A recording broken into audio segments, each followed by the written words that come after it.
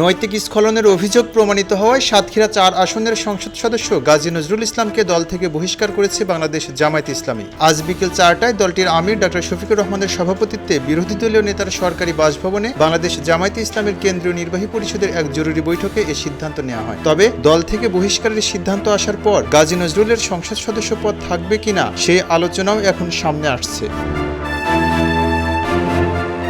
সংবিধানের ৭০ অনুচ্ছেদ অনুযায়ী সংসদ সদস্য পদ তখনই শূন্য হয় যদি কোনো সংসদ সদস্য রাজনৈতিক দলের মনোনয়নে নির্বাচিত হয়েছেন, সেই দল থেকে স্বেচ্ছায় পদত্যাগ করেন অথবা সংসদে দলীয় সিদ্ধান্তের বিরুদ্ধে ভোট দেন। কিন্তু দলীয় বহিষ্কার বা সাংগঠনিক ব্যবস্থা নেওয়া হলে ৭০ অনুচ্ছেদের অধীনে স্বয়ংক্রিয়ভাবে সংসদ সদস্য পদ বাতিল হওয়ার সুযোগ নেই। তবে ফৌজদারি মামলায় তিনি যদি এমনভাবে দণ্ডিত হন যাতে সংবিধানের ৬৬ অনুচ্ছেদ ও প্রাসঙ্গিক আইনের অধীনে তিনি সংসদ সদস্য থাকার অযোগ্য হয়ে পড়েন, তখন বিষয়টি সাংবিধানিক প্রক্রিয়ায় নিষ্পত্তি হবে। আসন শূন্য হওয়ার প্রশ্ন দেখা দিলে সংবিধানের ৬৭ এর ২ অনুযায়ী বিষয়টি রাষ্ট্রপতির নিকট যাবে এবং রাষ্ট্রপতি নির্বাচন কমিশনের মতামত গ্রহণ করে সিদ্ধান্ত দেবেন।